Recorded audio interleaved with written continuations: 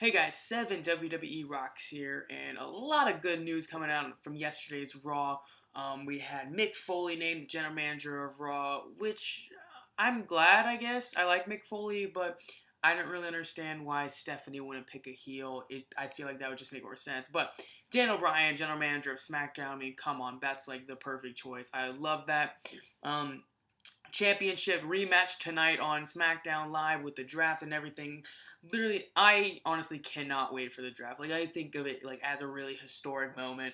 I'm just really excited for it, just see where everyone goes and such, and all this great stuff. But uh, something big, like special news to me because I love the cruiserweights and all. Of course, Raw announced, or Stephanie McMahon announced for her brand starting, next Monday or whatever. There will be a cruiserweight division. So, one, I love this. I am really happy that it's a cruiserweight division. I always love the cruiserweights. The cruiserweight classic gets me so freaking excited.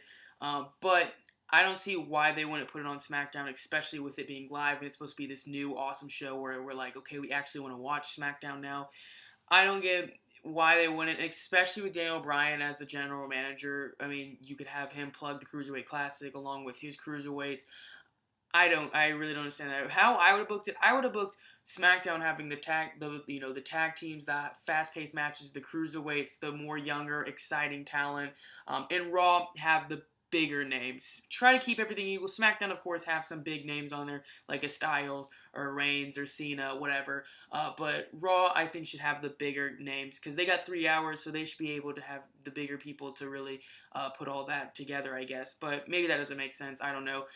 But Cruiserweight division, really happy about. So they kind of swallowed it really by saying, well, now it looks like Mick Foley's probably gonna have to draft a bunch of cruiserweights because if he doesn't, how would you have a cruiserweight division if you didn't have any cruiserweights? So I'm just going off Wikipedia, the roster. I'm just going to go down the list. I don't know if this is the entire roster. I feel like they're leaving people off.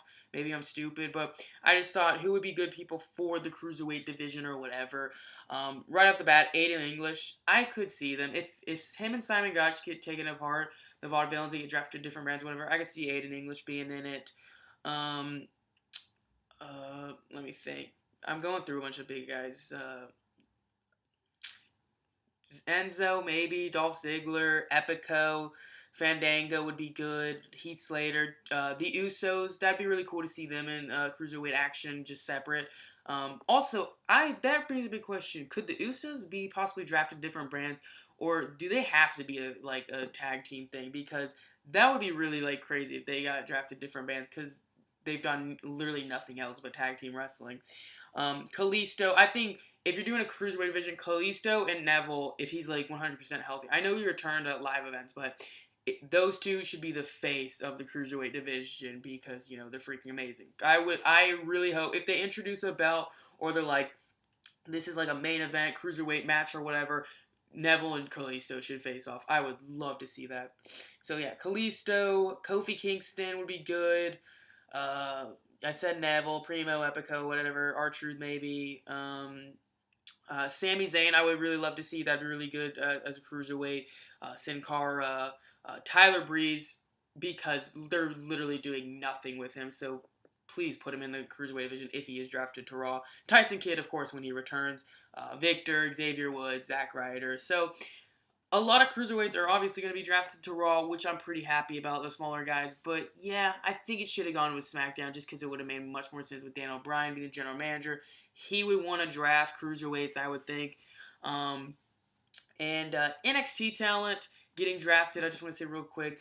I would love to see guys like Nakamura and Joe go, but I seriously think they need to stay in NXT just because if you draft all these great NXT guys, you have Blake and Murphy at the top, so that and no one wants to see that, not really. But but if Nakamura doesn't get drafted, I'm also gonna think, why would Dan O'Brien not draft Nakamura? I just would not think that would cross his mind.